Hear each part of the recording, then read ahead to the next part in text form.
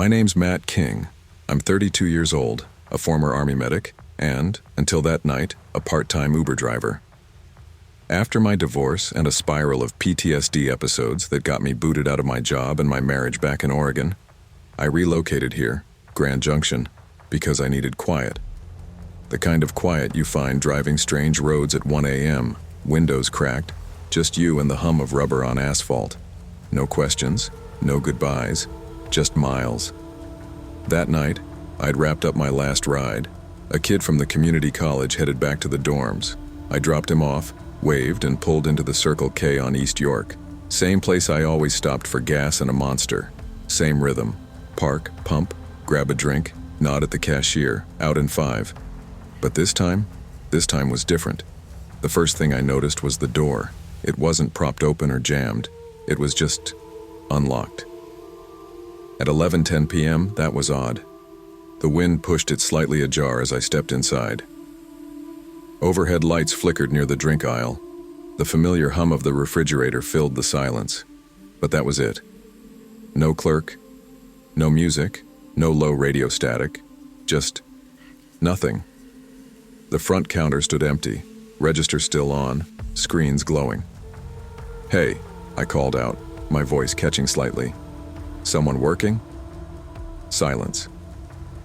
I stepped forward, careful not to make too much noise. The fridge nearest the snacks had its door open, beeping. A bottle of Gatorade lay sideways on the floor like it had been dropped mid-stock. The mop bucket was tipped, water soaking into the tile. Weirdest of all, there were drag marks on the floor, scuffed lines in the dirt and melted snow that ran toward the back hallway. Something about it, all of it, was wrong. I called out again. "Hello? Clerk?" No response. My breath started to fog in the cold air that was leaking in through the broken seal on the front door. I should have walked out. Should have called it in and let someone else handle it. But I didn't. Instead, I followed the trail. The back hallway was dim, one overhead bulb flickering like a bad omen. There were 2 doors, employee only and restrooms, both closed. The employee door had a faint reddish smear across the handle. Not a lot, just enough to make my stomach drop. I knocked on the restroom door. "You okay in there?" I asked, quieter now. Nothing. Then the sound of movement, barely audible like a shuffle. That's when he appeared. From the shadows of the hallway, a man stepped forward. Tall, wearing a gray hoodie, jeans dark with moisture. Maybe snow. He didn't speak. Just stared at me. His face wasn't angry, wasn't afraid. It was blank, like whatever was supposed to be behind his eyes had walked out already. "You work here?" I asked, instinctively backing up. He didn't answer, just walked past me without a word. No hurry, just calm, like a man leaving the dentist. I turned to watch him. He stepped out into the snow through the side emergency exit and vanished behind the building. I stood there, not knowing whether to run or throw up. Finally, I pulled out my phone and called 911. The dispatcher kept me on the line. I told her everything I could. The open door, the empty store, the man in the hoodie. She asked if I could safely check on anyone inside. I said no, just in case. She said help was on the way, 15 minutes tops. I waited by the coffee machines, eyes locked on the hallway. The fridge kept beeping. That's what I remember most now, that endless beeping like a warning alarm or maybe a heartbeat slowing down. The cops showed up fast. Flashing lights lit up the snowy lot. 2 officers came in, one with a hand already resting near his weapon. "You the caller?" one asked. "Yeah, Matthew King. I'm a driver. Just stopped for a drink." They moved quick. One cleared the floor while the other moved toward the back. I heard shouting, then a loud crack as the restroom door was forced open. I didn't go back there. Not until they wheeled the stretcher out with a body bag zipped halfway up and a paramedic shaking his head. A young guy, maybe early 20s. Brown hair, Circle K badge still clipped to his red polo shirt. His name tag read, Jesse. He was still alive when they found him. He died an hour later. I gave a statement, Repeated the story half a dozen times, first to police, then to detectives, then to a tired woman from the Circle K corporate office. They asked if I knew the man in the hoodie. I didn't. They asked if I'd seen his face. Sort of. Just not enough to describe it well. He looked average. That made it worse. They pulled the security footage. Nothing. The system had been wiped clean from 10:42 to 11:03. The last clip showed Jesse smiling, handing someone a pack of cigarettes. That was it. No sign of a fight. No sign of distress, just regular service, then static. The working theory was Jesse confronted the man for shoplifting, probably just trying to do his job. Maybe it turned into a fight. Maybe he didn't even see the knife coming. Whatever happened, it ended in that hallway. Blood pooled behind the locked bathroom door. They never caught him. It became one of those cases, the kind people whisper about at break rooms but eventually forget. But not me. I stopped driving nights. I stopped going to gas stations. I'd walk past a fridge and flinch when it beeped. I started seeing Jesse's face in crowds. Sometimes I'd dream I was back in that hallway, and the man in the hoodie wasn't leaving this time. They held a small memorial for Jesse at the Circle K. Corporate sent flowers. A few employees wore black ribbons on their shirts. I didn't go. I wanted to. But something inside me felt like I didn't belong. I didn't know Jesse. I couldn't save him. I was just the guy who walked in too late. But then something weird happened a few weeks later. A card arrived at my apartment. No return address. Just a plain envelope with my name scrawled in pencil. Inside was a note. You did the right thing. He would have hurt more people if you hadn't called. Jesse was my friend. Thank you. No signature. I don't know who sent it. Maybe it was Jesse's family, maybe a coworker, or maybe someone just trying to help me sleep better. It didn't. Not at first. But over time I started driving again. Daylight hours only. I go to therapy now. Started volunteering at a local vet center too. They say healing isn't a straight line, it's loops, detours, dead ends. They're right. Sometimes, being in the wrong place at the wrong time means you're the only person who can do the right thing. It doesn't make you a hero. It doesn't make the pain go away. But it means someone lives to tell the story. And sometimes that's enough. They say you don't really notice the routine until something breaks it. For me, that break came on a Thursday night in April, 5 minutes before midnight. But to understand that night, you have to understand what it was like before. The hum of the soda fridge, the fluorescent buzz above my head, the feel of sticky keys on the lottery machine. I'd been closing shifts at Circle K on Mallard Creek for almost a year. Wasn't glamorous, but it paid for gas, groceries, and part of my tuition at UNC Charlotte. I was a junior studying digital media. Nothing wild, just working my way through school. Late nights weren't a problem. I actually liked them. No managers hovering, no lines, no yelling about cigarettes or lottery tickets. Most of the time I put in earbuds, mopped the floor, and listened to podcasts about movies or unsolved crimes. The irony of that last one isn't lost on me. That night started like any other. It was slow. 3 customers in the last hour. One of them was a nurse getting Red Bulls for her overnight shift. Another was a guy in a tracksuit who looked like he just wanted to be anywhere but here. I locked the beer cooler at 11:45, started my closing checklist, counted the drawer, rolled change, ran the Z report. The place was silent, except for the occasional thud of the ice machine or the soft ding when someone opened the door to use the bathroom. Then he came in. At first glance, nothing screamed danger. He was about my dad's age, mid-40s maybe, jeans, hoodie, worn sneakers. He shuffled toward the cooler, grabbed a bottle of Mountain Dew, then circled back for a bag of pork rinds. But something about the way he moved felt off, like he wasn't just browsing, like he was stalling. He dropped his items on the counter and stared at me too long before saying, "What time you off?" I didn't answer right away. Just punched the price into the register, tried to keep my tone light. "Midnight." He smiled, but it didn't reach his eyes. His teeth were yellow, spaced unevenly like broken piano keys. "I'll wait outside," he said. "We can talk." I gave a quick, awkward laugh. "Not really the chatting type, man." He nodded slowly, like he was expecting that answer, then pulled exact change from his pocket and left. But he didn't leave. Not really. I watched him on the monitor. He leaned against the wall outside, just beyond where the front camera could catch his face clearly. Arms crossed, staring. I looked at the clock.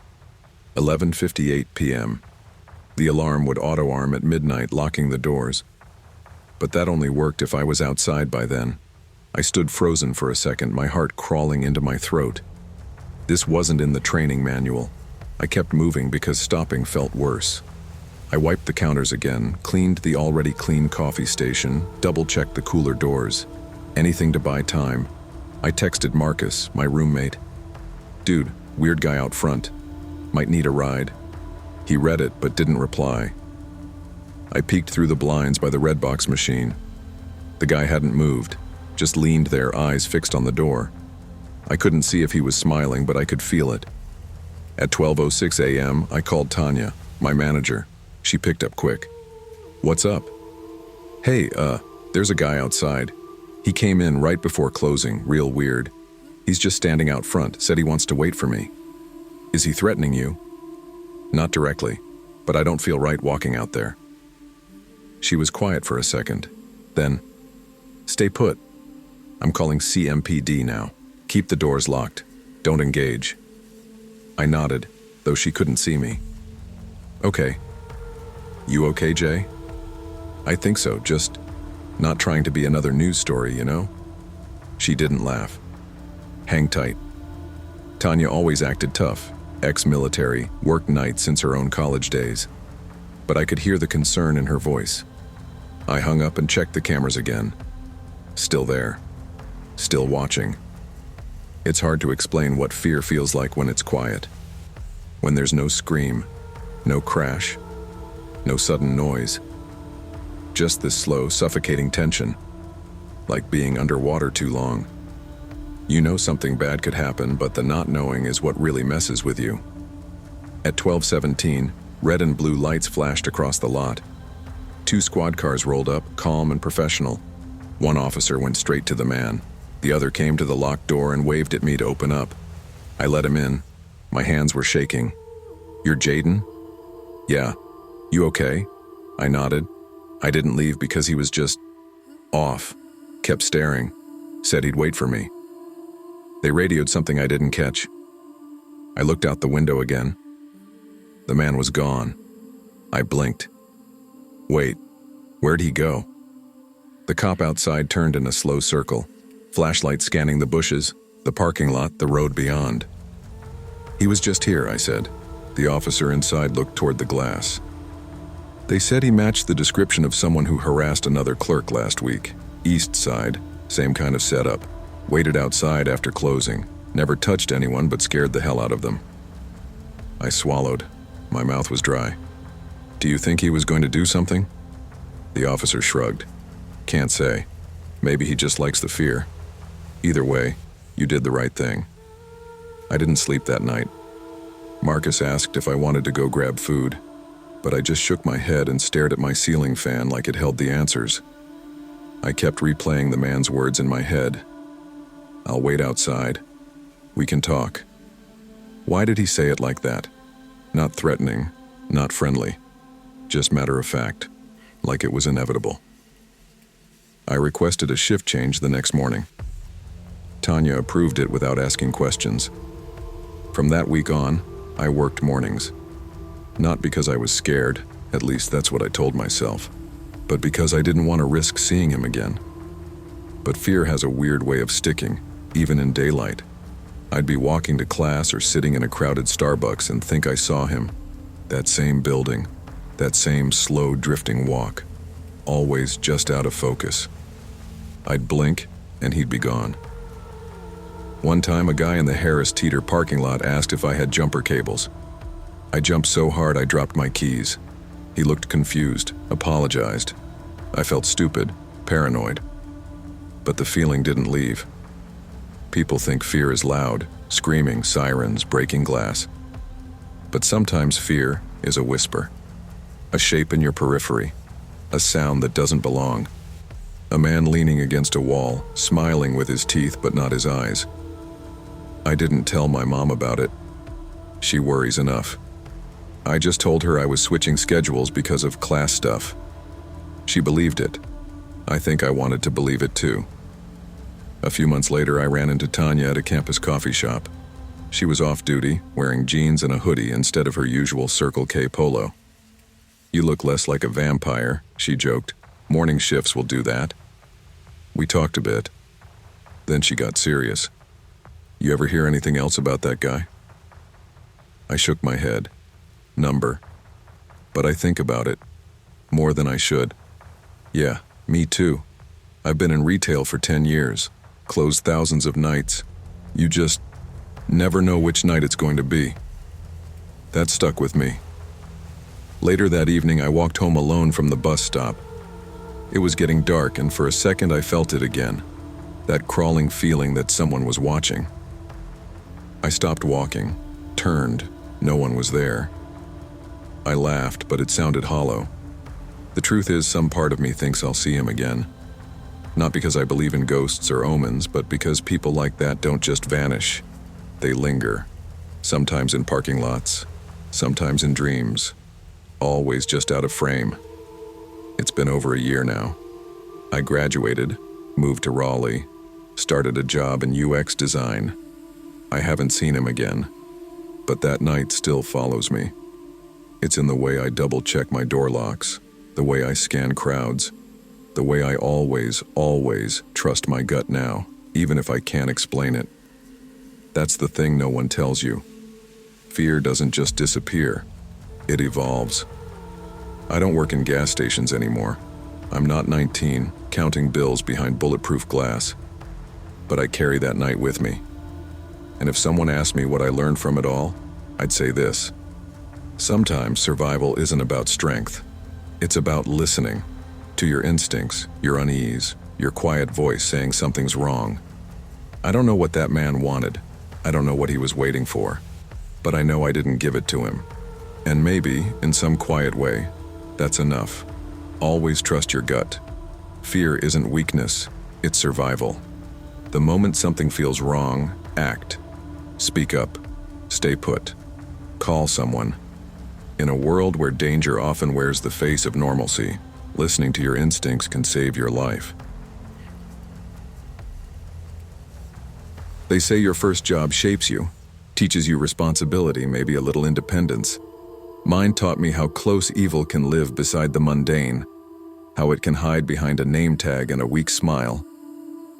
I was 19, a week out of high school, when I started working the night shift at the Circle K on Long Ridge Road in Huntsville. The hours were rough, but I didn't mind at first. I wanted to save money before college in the fall, and quiet shifts meant time to think, time to breathe. It was just me and one other clerk overnight. His name was Jim. Jim was in his 50s. Skinny, gray around the edges, with eyes that always seemed half closed, like he never fully woke up. He never talked much, just drank cold coffee from a plastic thermos and kept mostly to himself. Some nights we didn't exchange more than a few words. But the night of July 5th, he said something strange right as I clocked in.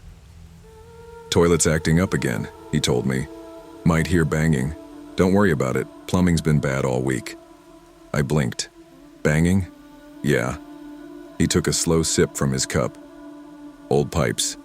Sound worse than they are. Don't open it. Just ignore it." I gave a half laugh and a nod, but something about how he said it bothered me. Not the words. People say weird things all the time. But his tone. Too casual. Like it was rehearsed. Still, I brushed it off. At the end of the day, I was new and he wasn't. He'd worked there for years. I figured he'd seen it all. Leaks, weird noises, raccoons in the dumpster. I stocked the shelves, restocked the cooler, and settled into the lull of a slow night. Then I heard it. Thump, thump, thump. It came from the back hallway where the single-stall restroom was. At first, I thought maybe it was a vent or a janitor closet door swinging loose. Then it happened again. Thump. Thump. Rhythmic. Hollow. Like something or someone trying to get out. I looked toward Jim. He didn't react, just sat at the counter like he didn't hear a thing. I waited. Another few seconds passed. "Hey, you hear that?" I asked. He didn't even turn his head, just sipped his coffee. "I told you," he said flatly. "Old plumbing. Ignore it." That time his tone wasn't casual. It was firm. I nodded slowly, but a weight settled in my chest. The air felt thicker. My skin prickled. I didn't know what it meant, but I knew one thing for sure. He was lying. I tried to keep working, but the sound kept happening. Always the same, spaced out just enough to make you question if you imagined it. Thump. Thump. By 12:30, I stopped pretending I wasn't scared. I texted my friend Maddie just something dumb like, "This job's creeping me out tonight." She responded right away. "Girl, quit. Retail isn't worth demons in the bathroom." I smiled, but it didn't stick. I wanted to laugh it off too, but something was wrong. I could feel it. Jim hadn't moved. He hadn't said another word since I asked about the noise. He just sat behind the counter, flipping through a spiral notebook filled with random receipts and pen scribbles. His coffee thermos sat empty. He didn't refill it, didn't do his rounds. He was just there. At 12:58 a.m., he stood. "I'm taking my break," he muttered. "Back in 20. I watched him walk out. No jacket, no keys. Just walked out like he had somewhere to be. I waited 5 minutes. 10. Then I walked toward the restroom. The hallway was narrow, dimly lit. The flickering light above the restroom door made my stomach turn. I stopped in front of it, hand shaking as I reached for the handle. I didn't touch it. Instead, I crouched down. Put my ear against the wood. I heard breathing, not from pipes, not from plumbing. Breathing. And then, a sob, muffled, broken, scared. I stumbled back, ran to the front, breath catching in my throat. My hands shook so hard I nearly dropped the phone. I called 911. I remember my voice, shaky, but certain. "There's someone in the restroom," I told them. "Please, I think someone's trapped. Please hurry." The police arrived fast, less than 10 minutes. I stood outside with one of the officers while the other moved down the hallway, hand resting on his weapon. He didn't even knock. He just tried the handle. It was locked. He called out, "This is the Huntsville Police Department. Is anyone in there?" The answer was a weak sound, then crying, then a voice. "Please," the girl said. "Help me." He kicked the door in. The next few minutes are a blur. Lights, radios, more cars pulling in, paramedics, blankets, statements. I stood there like a ghost while it all unfolded. I couldn't stop staring at the restroom door, at the girl being carried out, barefoot, duct tape still clinging to her wrists, blood on her arms from where she'd tried to claw free. She was maybe 15, blonde, pale, eyes swollen from crying. One of the officers came over and asked me to walk through everything again, so I did. Told them everything, about Jim, about the thumps, about the warning, about how he just left, like it was all part of the plan. They asked if I knew where he went. I didn't. All I knew was that his car was gone. His locker was empty. The break room light was off. He'd vanished. They kept me at the station until sunrise. Not because they thought I did anything wrong, but because I was the only one who could explain how it happened. I remember asking them, what would have happened if I didn't listen to that sound? No one answered. The girl, her name was Emily, had been missing for almost 2 days. She'd been snatched from a parking lot a few towns over. The only reason she was still alive, they told me, was because I made that call. Jim never came back. They found his car in Pulaski, parked outside an abandoned hardware store. Inside, they found a burner phone, zip ties, receipts for food, and a cheap motel key. But no trace of him. They interviewed his old coworkers, his neighbors. Everyone said the same thing. Quiet guy, bit weird, but nothing dangerous.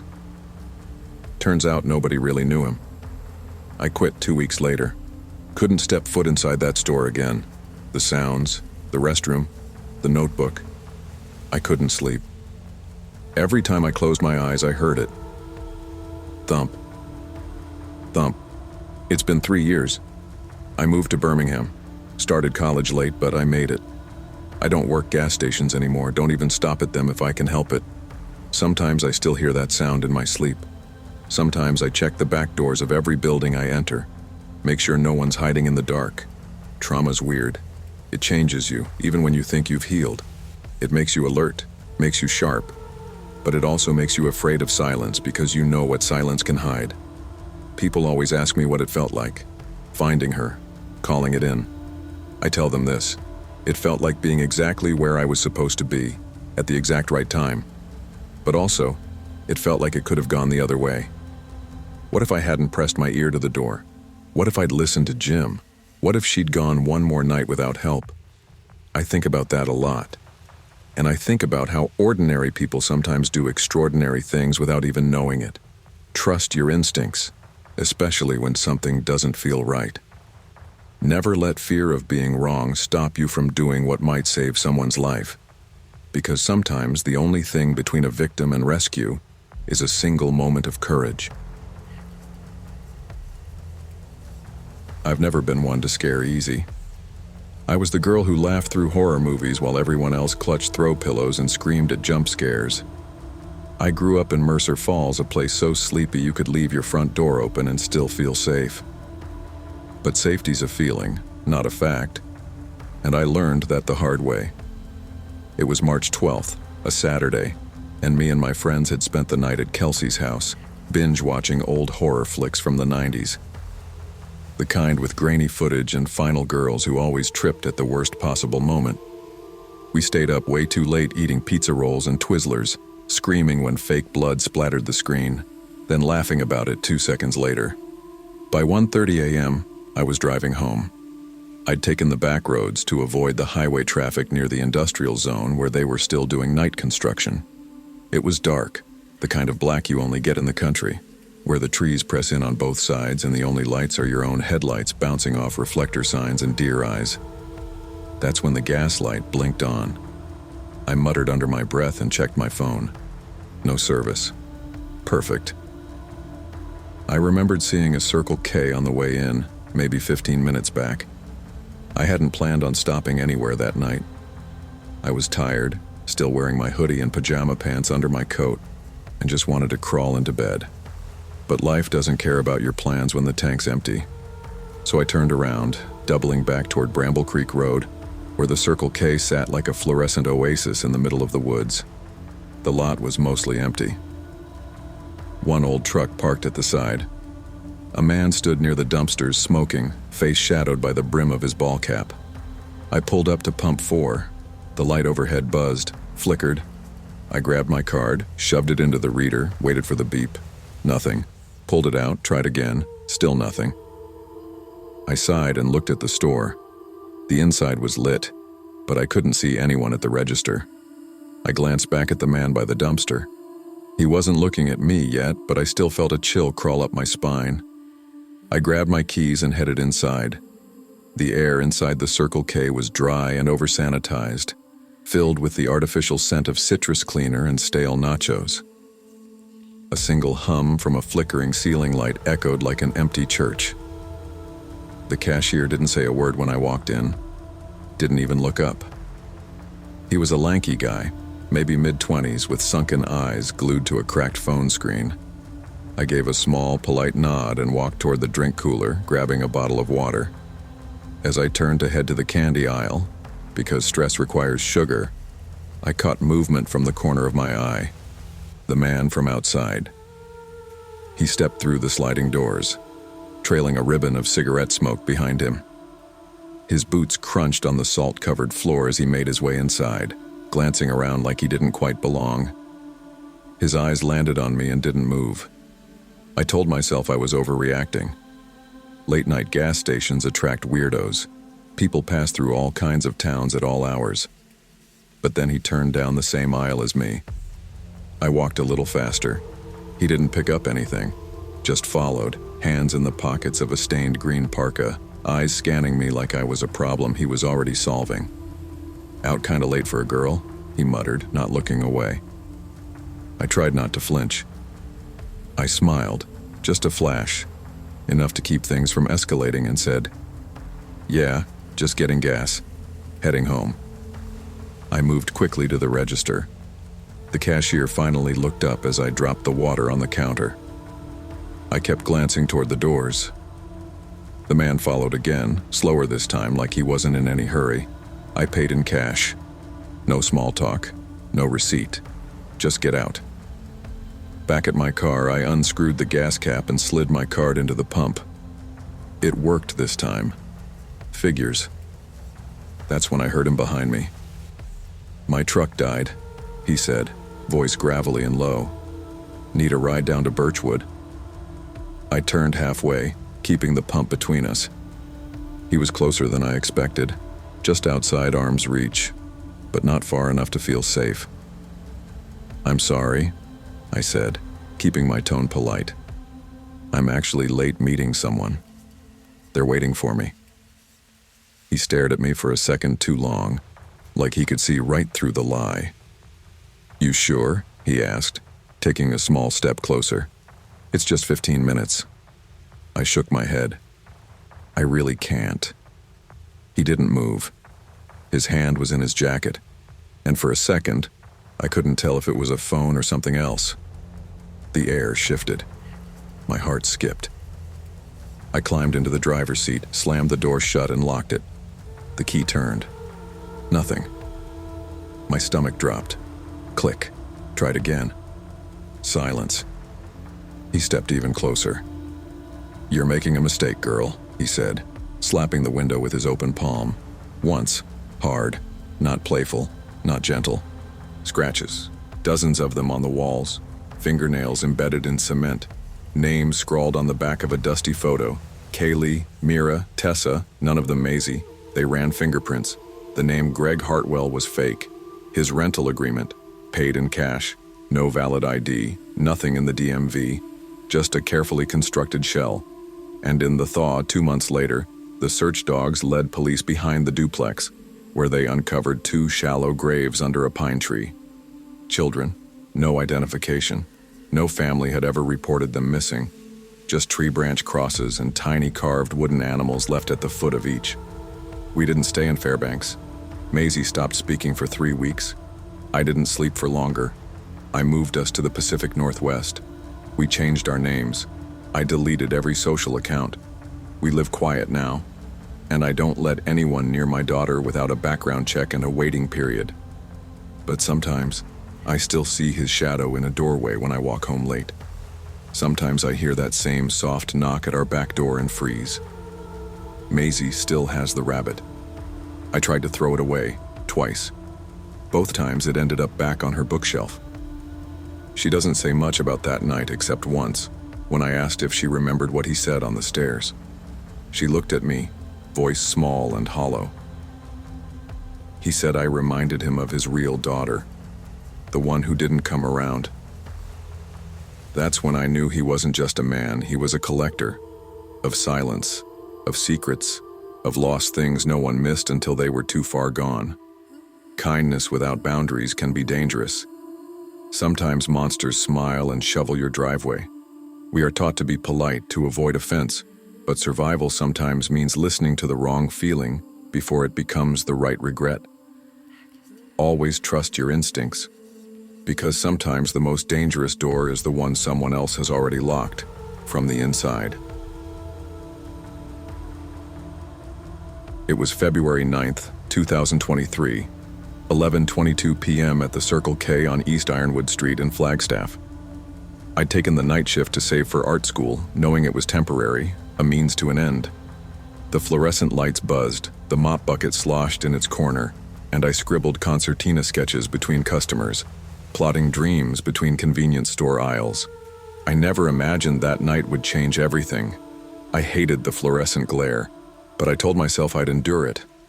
I stood behind the register, sipping lukewarm coffee, flipping through thumbnails of comic designs, battle scenes, character expressions, vivid panels that made my heart pound. The store was quiet, empty aisle after aisle. A clock ticked on the wall, 11:05. 4 customers had come through, a pizza guy, a student grabbing energy drinks, a traveler restocking snacks. Each left with a nod, a total, and no questions asked. Then, at 11:21, I felt it. A sudden, searing hammer blow behind my eyes. I staggered, coffee splashing over the counter as I clutched my head. I blinked, and the world tilted. The checkerboard floor tiles blurred, colors slurring together. My pen dropped, rolling across the counter. I reached for the mop bucket behind me, hoping the cold water in it would shock me back. Instead, I stumbled backward, vision doubling, legs giving way like shutters closing on a bad photograph. I lurched toward the stockroom, just enough to escape prying eyes if someone came in. I slipped past the swinging door, out of sight, and collapsed onto crates. My shoulder thumped against the wood with a hollow crunch. I curled into a ball, waiting for the pain to fade, for the world to straighten out. I drifted in and out of panic. One moment I was sweating, panting for air. The next I was nothing but a body on cardboard, drifting under fluorescent lights.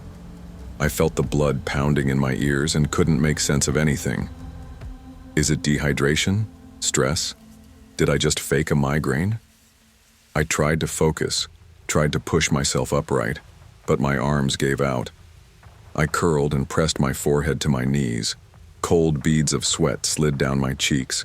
My phone buzzed in my pocket, a text from my brother checking in because my shift ran late. It felt miles away. Suddenly, a faint voice, the automated alert. Ground movement detected in stockroom. It echoed through the intercom, and in a few minutes a manager burst through the sliding front door. Her voice was high-pitched. She ran in and found me, collapsed behind boxes. I heard her asking if I was okay, felt frantic hands on me. She called 911. I couldn't respond. Everything was drifting. Black spots danced over the edges of my vision, and then nothing. When I came to, I was in a hospital bed. My head felt like it was split by a jackhammer. A nurse handed me water and said, "You're lucky, sweetie." I managed to whisper an answer. My eyes stung when tears spilled out unwanted. An IV dripped life into my veins. I didn't recognize the curtains around me or the scent of antiseptic. The doctor walked in, a stern man in navy scrubs holding a tablet. We had a scare. At first we thought stroke, then it looked like a bleed. He paused. I braced for worse. But your scans show a brain aneurysm pressing against the optic nerve. It was small, just enough to break. You were a hair's breadth from a catastrophic hemorrhage. I stared at the ceiling. Am I going to be okay? He nodded. Yes, but it's serious. We're running some tests. Surgery may be needed. I whispered. I thought I was just dehydrated. He placed a hand on mine. You thought right. Life was giving you signs. Recovery was slow. I spent 2 days in ICU, then transferred to a private room. My vision shimmered. Hospital lights hurt. Coffee smelled sweet and foreign. Visitors came. My brother first, face pale, not knowing what to say. Then friends, classmates, my manager. The news spread quietly. Melanie nearly had a stroke. Tears welled as they told me how sharp and pale I looked when they found me. I missed school, lost shifts, and had to skip classes for medical appointments. I kept my notebook with me, drawing slow strokes, panels of hospital stays, hovering needles, blurred lines around my face, calves trembling as I walked the hallway. It was bizarre to illustrate my own crisis. Doctors scheduled a coiling procedure in 2 weeks. It felt surreal, like an irreversible plot twist. But the fear rallied me.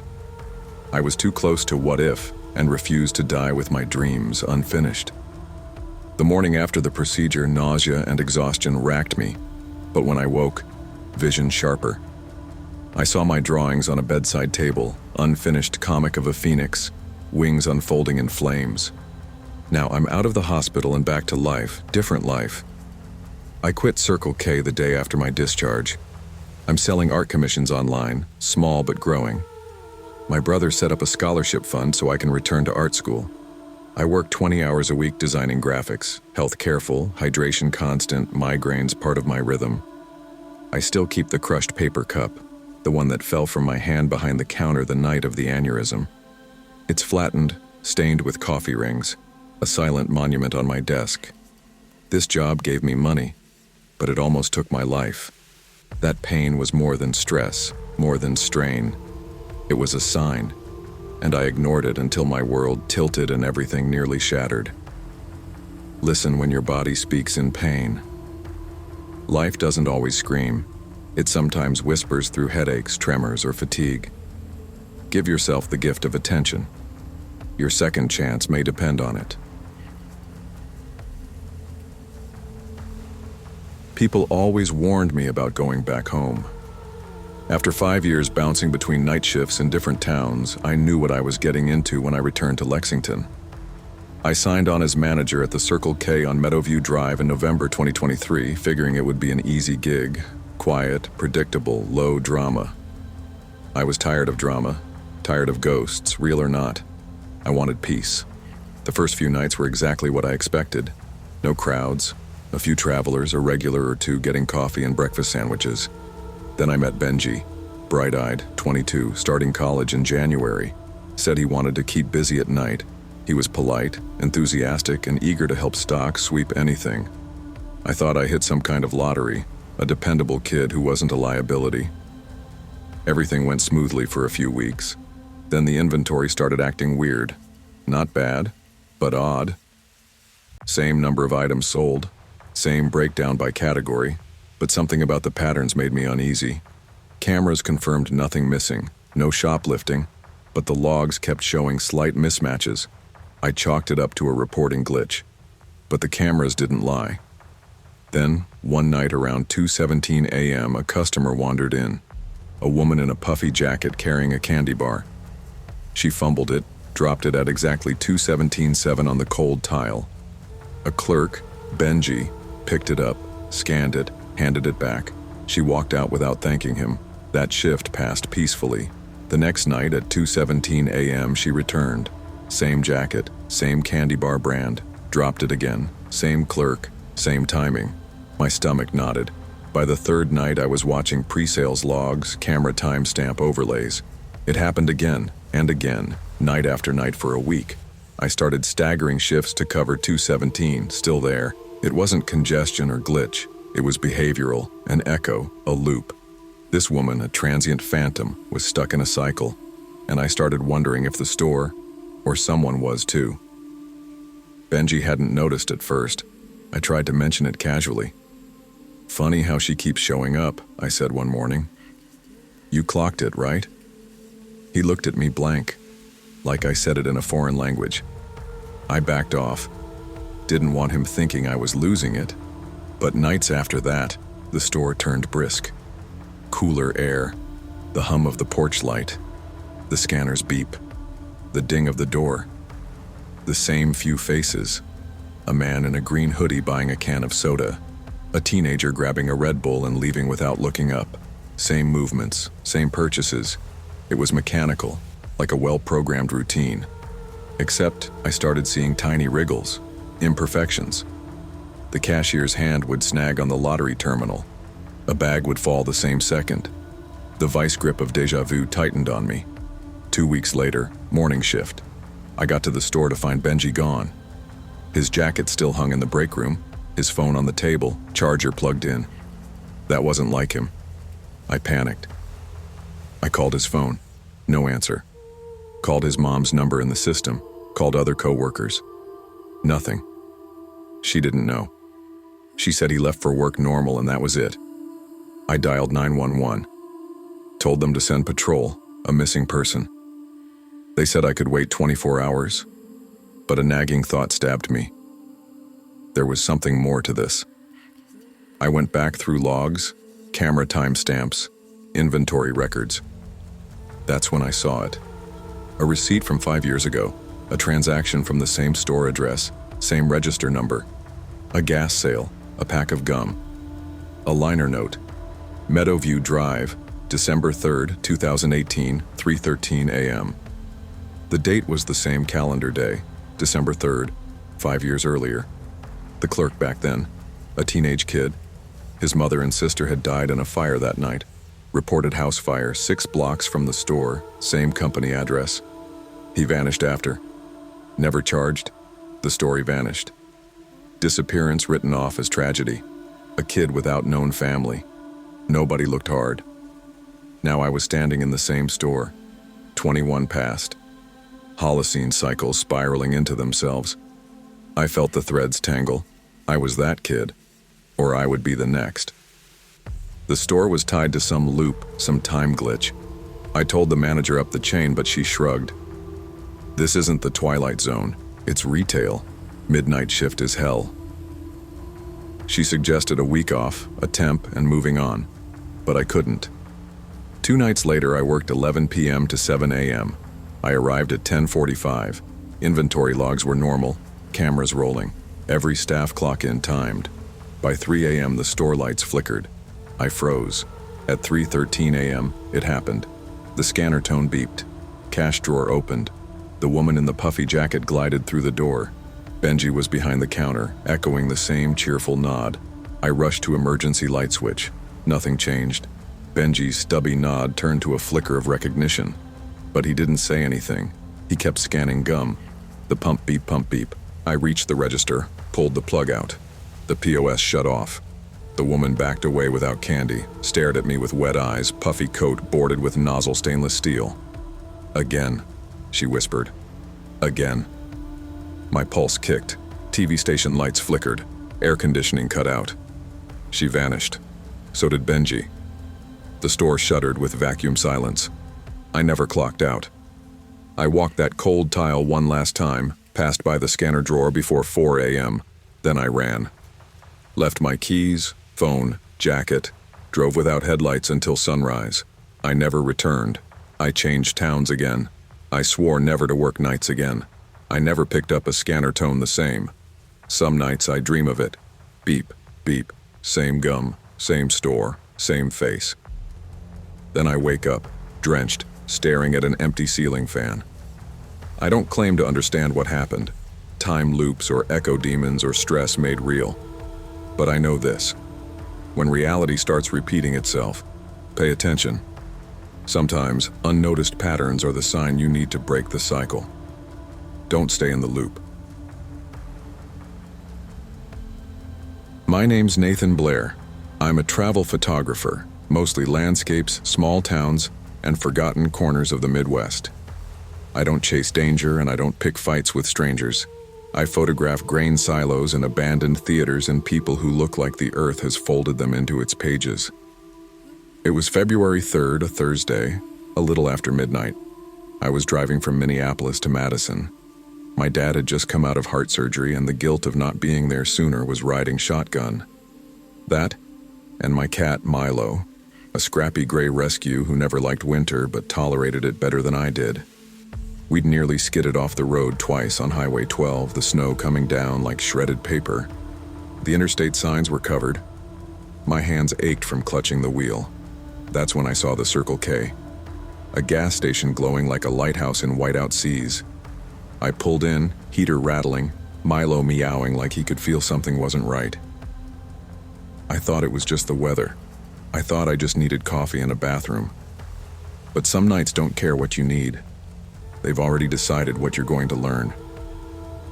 The glass doors of the Circle K opened with a mechanical chime that got swallowed by the humming of flickering fluorescents overhead. No music, no voice from behind the counter. Just the click of my boots against a salt-streaked tile floor. Milo cried behind me as I stepped inside. At first, I thought maybe the cashier was in the back. The counter was empty. Half-finished coffee still sat warm in its pot. The soda fountain buzzed, a red slushy dripping slowly from its nozzle. That's when I noticed the 2 men by the beer cooler. They weren't browsing. One leaned against the glass with his hood up, glancing toward me, then quickly away. The other was whispering something low, too fast to catch. I caught one phrase as I passed. He's alone. I froze just for a beat. Then the second man reached into his coat, not for a wallet, not for a drink, but for something I couldn't see. His eyes flicked to mine for half a second. Cold. Measuring. I kept walking, heart climbing. I headed toward the restroom at the back, trying not to look like I'd heard what I had. As I rounded the corner, I heard another sentence, sharper this time. Just wait by the side near the ice machine. I didn't breathe. Not really. I just stepped into the restroom and closed the door. Quietly. I didn't lock it. Instead, I stared at myself in the mirror and waited for panic to make a decision I couldn't. I turned on the faucet, ran it for noise, then looked up. A small window above the sink. Old, metal framed, maybe 2 feet across. Just enough. My dad once told me that if something doesn't feel right, it isn't. Your gut, he said, is smarter than the smartest man you'll ever meet. I stood on the toilet and pushed. The window creaked open, bitter cold slapping my face. Snow was still falling hard, thick, wind-blown flakes blurring everything. I pulled myself up, ducked through the frame, and dropped into the alley behind the store. My boots sank deep. I staggered as I landed, hands stinging from the metal, but I didn't stop. I tucked my chin and ran, around the back toward the front lot. The cold punched through my jacket like needles. My breath came in bursts, fog trailing behind me. I turned the corner and froze. There he was, one of the men, just standing behind the propane cage, barely 5 steps from my car. He hadn't seen me yet. I dropped into a crouch, heart pounding so loud I could barely hear the storm. Then he moved, stepped away from the cage, looking down the lot. I darted toward the car, yanked the door open, and jumped in. Milo launched into my lap, wailing. I hit the locks. Then I saw the second guy. He burst from the shadows to my left, sprinting toward the driver's side. I threw the car in reverse, tires spinning, snow kicking. The wheel jerked as we fishtailed out of the lot, headlights catching his face for a second, long enough to see that whatever was in his hand wasn't meant to scare. I didn't look back, just drove. The sheriff's office took my report at a diner off the next town after I called from a crowded parking lot. I kept one hand on Milo the whole time just to feel something warm that wasn't fear. The deputy was calm, professional, took notes, asked details. You weren't the first, he said finally, and I doubt you'll be the last. A week later they called to confirm. Those men had been caught on camera at 2 other late-night robberies. Always the same, quiet towns, snowstorms, back roads. But that night in Baraboo, they left empty-handed, too fast, too sloppy. They didn't expect someone to listen to the silence. I never drove that route again. I avoid back roads when it snows, even if it means running the tank to fumes. My camera work slowed for a while, and I didn't take photos for a full month after that, but I still remember their voices, still feel that shift in the air when something goes wrong before it actually does. Milo still meows every time I stop for gas, and I still listen. Some people think bravery is standing tall, running toward the fight. But bravery, real bravery, sometimes sounds like a whisper that says, leave, now. That night, I didn't prove anything. I didn't outfight anyone. I didn't save a life. But I listened, and I got home. That counts. Your instincts are louder than fear for a reason. Don't wait for proof when your gut is already speaking. Silence is a language too, and sometimes it's the only warning you'll get. I never imagined that a part-time job at Circle K would push me into the edges of the unknown, but that's exactly where I ended up. My name is Shelley Hart, and when I was 28, I took the overnight clerk position at the station on Vesper Hill Road in Roanoke, Virginia. My father had just begun chemotherapy, and I needed every penny I could earn to cover his co-pays. Nights suited me. Quiet shifts, no judgment, time to focus, and they paid double. My manager, Chris, was up front. Shelley, he said on my first night, things get weird around 3 a.m., you'll see. Just shake it off. I nodded, imagining drunk teens or stray animals rattling the place. I'd stocked shelves, rang up Red Bulls, cleaned the restroom. No big deal. We even installed a new camera system a few weeks earlier. Most nights were exactly as expected. 1 or 2 late-night drivers, a couple of locals grabbing sodas, a chatty paramedic picking up coffee. The kind of shift where you mop floors until the sun comes up and slip into bed without thinking about tomorrow. Then one night, about 3 weeks in, it happened. I was straightening soup cans on the 3rd shelf when a row of them simply toppled over. They lined the floor in a perfect arc, like dominoes. I spun toward the camera feed on the monitor behind me. Nothing. No flicker, no glitch, no stray customer. An empty store. I chalked it up to a faulty shelf and moved on. But then it happened again. A week later, the door alarm chimed at 2:46 a.m. I jumped, ran to the counter, but no customer, no open door. I stood there, breath in my throat, watching the front glass. Nothing but the empty parking lot. The radio was buzzing, weather report on loop. My rational brain demanded logic, rodents, wind, faulty sensors, but my body tensed in that cold, silent air that envelops a store at night. Each shift ended uneventfully, but my gut tightened as I clocked out. I didn't tell my dad. He was sick enough. I just smiled, nodded, and kept working. Then came the night I understood Chris's warning wasn't about drunks or rats. It was my 7th week working there.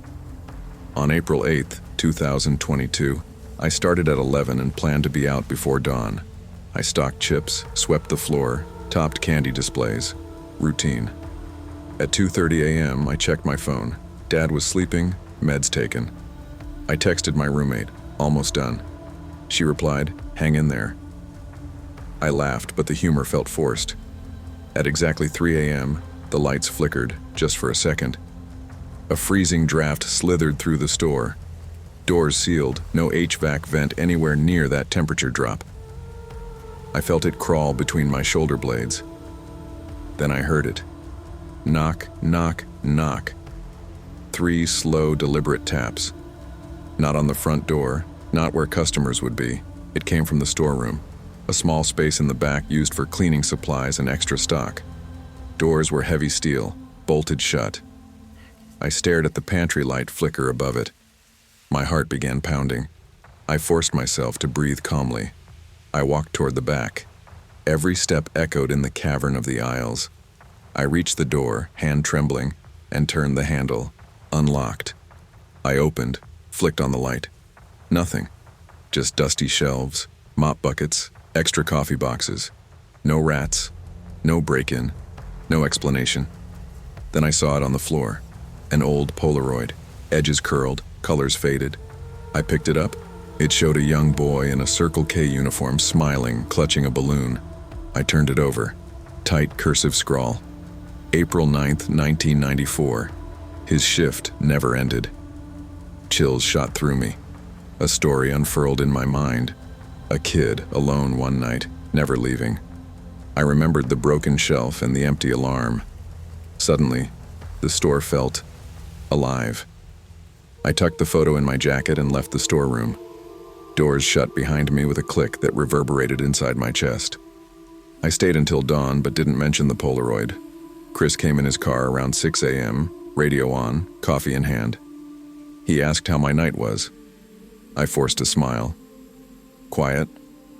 I tucked into my routine, mopped floors, rang up the early crowd, stocked shelves. Every corner of my vision felt watched, though I couldn't explain it. I slipped the photo into the back office drawer when Chris went to the storeroom. I couldn't ask. I was afraid I'd sound insane. That night I couldn't sleep. I kept replaying the day's moments, the squeak of the cooler, the hum of the lights, the emptiness in the storeroom. At 1 a.m., I sat on my couch and typed Circle K 1994 Roanoke boy into Google. I found a grainy news clip. 22-year-old Ethan Schultz went missing on April 9th, 1994. He was last seen alive leaving a Circle K on Vesper Hill Road. No trace ever found. I almost shut my laptop. The date matched. The store address matched. My breath grew ragged. The Polaroid had his face. His shift had never ended. Ethan's shift had ended. Then there was years of nothing. Maybe the boy was lost. Maybe nothing. But I knew that Polaroid was no accident. I stuffed the laptop away and stared at the dark ceiling. Sleep didn't come. I showed up half caffeinated next night. My uniform was pressed, shoes clean, stomach tight. Every beep, every squeak seemed louder. I kept the radio up. Some loud talk station, but dead silence filled the gaps. At 2:59, lights dimmed, draft whispered. At 3 o'clock, the storeroom door knocked. 3 slow, patient raps. This time I didn't go alone. I grabbed my phone flashlight, opened the camera app, and peered in. Nothing. The floor was clear. No Polaroid this time. I waited, breathing hard, hand quivering. Suddenly I heard footsteps behind me, heavy and deliberate. I whirled. The aisles were empty. The check stands were empty. The parking lot visible through the glass was drenched and silent. I turned back to the storeroom. The shadow of a child's handprint appeared on the metal door, as if someone had pressed one palm against it, leaving a smear. I swiped my finger. It was there, faint but definite. I rushed over and touched it, cold to the point of burning. As I recoiled, one quiet word crept into my thoughts. Stay. That was my last night. I handed my keys back to Chris at noon. He nodded, sober. It doesn't bother you if you don't acknowledge it, but you did, he said, eyes distant. I swallowed. I feel it. Couldn't say more. He didn't ask for explanation. I moved closer to my dad's hospital, took a position at a bookstore day shift. I visit his treatment, drive home without fear of cold drafts whispering through my car. But every night, at 2:57 a.m., my dog Max stiffens. He growls at the hallway closet, 3 low, guttural growls. I freeze. I open the door. Nothing's there, except dark stillness and that dreadful silence. I lie awake and think about Ethan, the Polaroid, the echo of a boy whose shift never ended. I don't know where he is. I don't know what he wants. All I know is that some jobs don't wrap up when you walk away, and some places keep you there long after your shift ends. Sometimes the unseen holds more truth than what lies in daylight. Respect the silence, trust what unsettles you, and don't ignore the knocking when it comes, because some stories never clock out. Graveyard shifts have a rhythm, a strange, sleepy kind of music that only those who work while the world sleeps ever really learn. There's a calm to it, an eerie kind of quiet broken only by the hum of refrigerators, the ding of the door chime, or the occasional drunk guy trying to haggle over a hot dog like it's a pawn shop. I liked it. It gave me space to think, to breathe, and to study when it was slow. I was 26 and halfway through nursing school. Every dollar from my job at the Circle K on Silver Creek Road helped keep me from drowning in student loans. That's where I was the night everything changed. It was a Thursday, early October. Cold rain tapped against the glass, and the street out front was all puddles and wet leaves. It was around 4:05 in the morning, the dead hour, when even the rowdiest partiers finally give up. I was wiping down the coffee station when the front door chimed. She stepped in, tall, soaked to the bone. Her long black coat looked like it belonged to another decade. Her heels clicked against the tile like something out of an old film. Her makeup had run down her cheeks, and strands of wet hair clung to her face like spiderwebs. She didn't say a word at first, just walked to the coffee machine, filled a cup, grabbed a pack of instant ramen off the shelf, and placed it all on the counter. Then she dropped exact change without looking at me. "Rain's brutal out there," I said, trying to break the silence. "You okay, ma'am?" She looked up, and for the first time I saw her eyes. Empty. Deep. Not crying, but raw. Like something had been torn out of her. Her voice was soft, like she wasn't really speaking to me. "My husband died last night," she said. "Head-on collision. Came here before the ambulance even got there." I froze. I fumbled for words. Offered condolences. Something about how sorry I was. She didn't react. Then she tilted her head slightly and asked, "Do you believe in punishment?" Her voice didn't sound broken anymore. It sounded deliberate. I don't know, I said. I'm not really religious. She stared at me for a long beat, then nodded. You should believe in it, she said, because it believes in you. She didn't move, just stood there looking at me. Her coffee steamed between us. The store felt colder suddenly, like the heater had cut out. I didn't know what to say. I'd had emotional customers before, people who talked too much or cried at the counter. But this was something else. Then, all at once, her mood shifted. Her voice sharpened, turned brittle. You're one of them, she said. I blinked. I'm sorry. She pointed at the gum rack, the taquitos behind me, the lottery machine to the right. All of this, she spat, junk, poison, and you smile while selling it. Ma'am, you don't care. None of you do. Just like the paramedics, just like the priest. You look people in the face while they suffer, and you smile. I took a step back, glancing toward the emergency button under the counter. I didn't mean any harm, I was just trying to be polite. She leaned closer. You smirked at my pain, she whispered. You mock God without saying a word. Then she screamed, full volume, shrill and sudden. She threw the ramen cup against the glass, the hot water exploding in a steamy mess across the display. I reached for the phone. She stormed out before I could even dial. The door slammed. The night swallowed her. I stood there for a good 10 minutes, heart still thumping. No one else came in. Just the silence and the hiss of the coffee maker. Eventually, I cleaned up the ramen mess and tried to shake it off. Maybe she was mentally ill. Maybe she was grieving. I wanted to forget it, chalk it up to one of those stories you tell other coworkers later. The kind that starts with, you won't believe the customer I had. But I couldn't forget it. Not what she said. Not how she said it. Not how she looked at me. The next morning, around 7:15, I walked out to my car in the parking lot behind the store. It had stopped raining, but everything still glistened in the early morning light. I got closer and stopped cold. Both of my front windows were shattered. Glass everywhere. The interior was soaked. At first I thought maybe it was a robbery, but nothing was missing. Just wrecked. And then I saw what was on the driver's seat. A photograph. Burned around the edges. A wedding photo. The bride and groom were standing under a white arch, smiling. But their faces had been scratched out with something sharp. On the back, in red marker, were 3 words. I see you. I called the police. They took a report, looked around, took the photo as evidence, said it was probably connected to a recent mental health report. Transient woman, they said. Possibly unstable. When I described her, one of the younger officers flinched slightly, said he might have seen her walking near the river park a few nights earlier, talking to herself. They told me not to worry, said it was likely a one-time thing, but I knew better.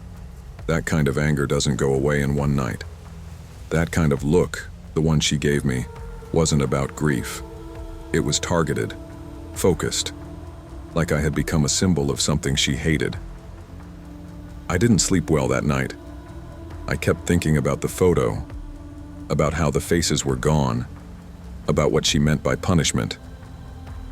Then, 2 nights later, just before my shift ended, I saw her again. She was outside, not moving, just standing in the parking lot, hair soaked, coat clinging to her skin, the same stare. She didn't try to come in. She didn't speak. She just watched. I didn't finish that shift. I called my manager, told her I was done. She didn't argue, said she understood. I moved a month later, found a new job working days at a clinic. I graduated from nursing school, tried to rebuild my routine, put it all behind me.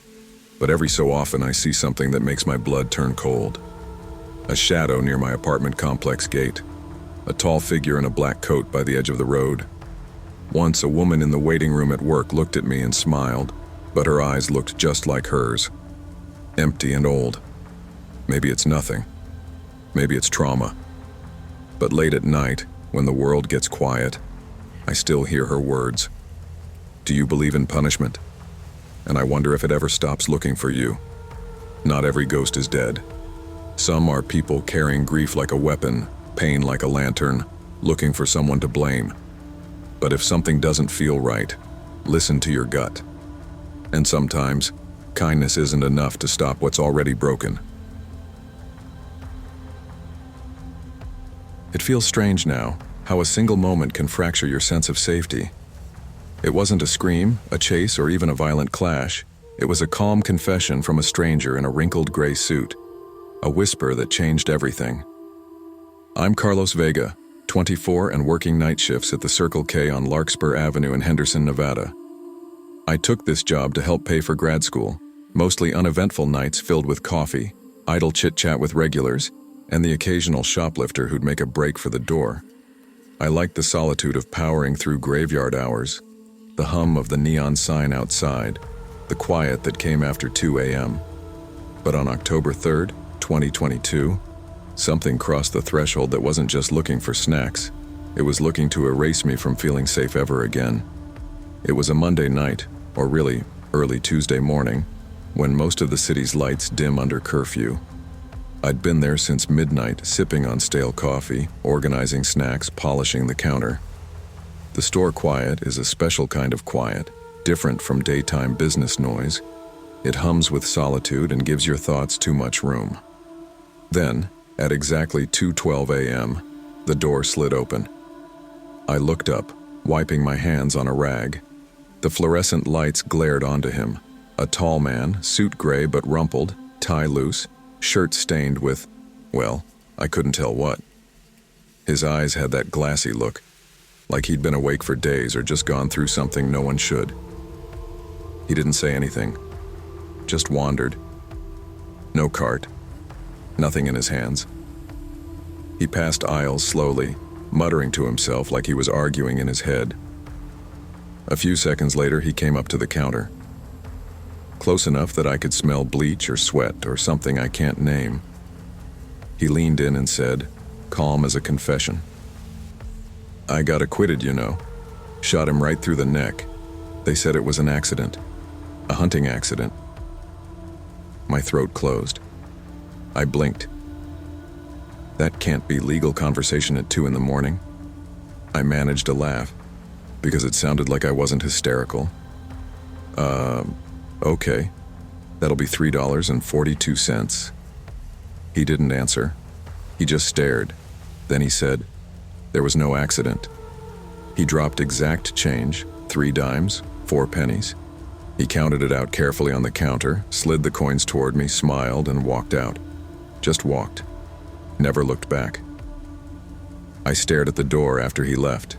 The hum of automatic sliding glass filled the silence. My chest felt tight, breath shallow. I put the coins in the register, hand shaking. The coffee machine gurgled. I turned it off. I called 911 from behind the counter, voice low. Someone just admitted to murder in the store. The dispatcher asked for a description. I rattled off what I remembered. Tall, gray suit, glassy eyes. Tie loose, shirt stained. No car at the pump, just him, walking off. I stayed there until the cops came. They were polite, took notes, searched the lot, asked me to identify him if he came back. They said they'd keep an eye out. But there was no sign of him. A shadow disappeared in the night. 2 days later, 2 men in badges walked in. FBI field agents. I nearly spilled my coffee. They told me the man matched a suspect in multiple cold cases. 3 states. Violent crimes with similar MO. Confessions, staged accidents, mysterious evidence. They took my statement and my video footage. I watched the security tape with them. It showed the whole encounter, man walking in, pausing at rack, leaning in and saying each line word for word, leaving behind that silence. They said they'd follow leads. I felt my stomach drop. But later that week, he came back. It was around 2:05 a.m., 5 minutes before my shift ended. Just stood by the door. Didn't come inside. I saw him in the security cam feed, gray suit, tie loose, just waiting. I didn't walk to the door. I locked it from the inside and waited for him to leave. He did after about a minute, just walked off into the night. I left 2 days later. I couldn't stay. I switched to mornings. Trader Joe's interstate side, same hours I used to work part-time in college. They're busier, safer, more people around. I drink more caffeine. But there are times I'll catch myself glancing over my shoulder at work, imagining him, quiet and confident, pressing his suit tight, telling me another confession. I have cameras installed on my apartment porch now. I didn't do it to paranoia cloudy extremes. I did it to feel some ownership back over my world. I changed locks. I pay closer attention. Some nights I lie awake, staring at ceiling shadows. I half wake at the fridge humming, thinking the door is sliding open, just to see him leaning in, gray suit, glass eyes, whispering. There was no accident, but I'm alive. I went back to school, finished my first semester, and learned CPT chapters and coffee discounts. I'm fitting lights into my apartment. I laugh more. But that night taught me something I never believed before. Fear isn't always loud. Sometimes it walks in calmly. I'd just finished a 12-hour shift waiting tables at a diner off E35, feet sore, back aching, hair in a crooked bun that started the day neat. Ava and Leo, my kids, had waited up, wide-eyed and sugared from popsicles. "Mom, can we get real ice cream?" Ava begged, her little hands clasped in pretend prayer. Leo chimed in with a high-pitched, "Please, please, please." I wanted to say no. I always wanted to say no after work. But something in their faces made me pause. I looked out the window. It wasn't quite 10. The Circle K was lit up like always, and the store was only a few blocks down Cicada Lane. It seemed harmless, familiar, and I needed to stretch my legs anyway. So I said, "Put on your shoes. Let's walk." I wish I could say I felt something off. I wish I'd sensed a shift in the air, or the moon blinking strange. But it was just another warm night, the kind we'd had 100 times before. Halfway down the street, I spotted a truck parked in the shadow of a busted street lamp near the gas station lot. A man and woman stepped out from behind it just as we neared the entrance. The man looked like someone you'd trust to fix your car, neatly dressed, collared shirt, hair combed. The woman wore heels that didn't belong on that cracked sidewalk and a white blouse too crisp for nighttime in Temple. They smiled like they knew us. I pulled Ava a little closer. Leo was tugging on my hand, already pointing at the store window where a freezer decal showed swirl cones. "Look, Mom." That's when the man stepped in front of me. "Evening," he said, casual as a neighbor. "Mind if I borrow your wallet?" I didn't even have time to reply before he flicked open a switchblade. The silver caught the Circle K lights like lightning. I froze. Not out of confusion, but because I saw, just over his shoulder, the woman had moved fast. She had her hand around Leo's wrist, pulling. Ava screamed so loud it broke the moment. And suddenly, I wasn't tired. I wasn't off work. I was a mother, cornered. I dropped my purse, twisted, and kneed the woman in the gut so hard she stumbled back. Leo broke free and bolted. "Run!" I shouted to Ava. She grabbed Leo's hand. The man lunged, but I grabbed the nearest trash bin and swung it sideways into his arm. His wrist cracked against the edge. The knife clattered to the pavement. He cursed and stumbled. I didn't wait to see what came next. They both ran, into the alley, behind the houses, gone like a breath. I stood there shaking, my arms out like I was still holding something heavy. The kids ran to me, crying. "Are you okay, Mom?" Ava asked. I nodded, though I wasn't. Not even close. We went inside the store. I told the clerk to call 911. My voice felt like it belonged to someone else. The police didn't show up fast. We waited on the curb. A patrol car rolled up after 20 minutes. I gave my statement. The officer nodded, took notes, but didn't seem too urgent. Maybe it was the lateness. Maybe it was me, a tired waitress with 2 crying kids and no knife wound to prove anything. The next day, everything got worse. A detective called and asked if I'd been involved in an assault. I said yes, I'd been assaulted. He corrected me. A woman filed a report last night saying you attacked her without provocation, claimed you tried to rob her. I laughed. It was bitter and empty. But they weren't laughing. For 2 weeks, I was under investigation. They asked about my financials, my stress level, my work schedule. I could feel the way they looked at me. Single mom, late shift, walking around with kids near a gas station. It wasn't spoken, but it was there. I thought I'd lose my job. I stopped sleeping. I kept watching the driveway at night, convinced they'd come back. Ava kept checking that the door was locked. Leo wet the bed, but then one of the officers called with a new tone. Surveillance footage from a different gas station, 3 nights before ours, showed the same couple. Same truck, same clothes, different parent, same setup. Turns out they'd been hitting spots along the highway, picking people who looked too kind to say no. People like me. That woman wasn't a victim. She was a predator. When it all finally cleared, when they told me I was no longer a suspect, I cried. Not because I was relieved, but because I realized I'd have to explain it all to my kids. And they'd grow up a little less trusting because of it. I still walk down Cicada Lane sometimes, not often, never at night. I glance over my shoulder more than I used to. I lock my doors the second I get inside.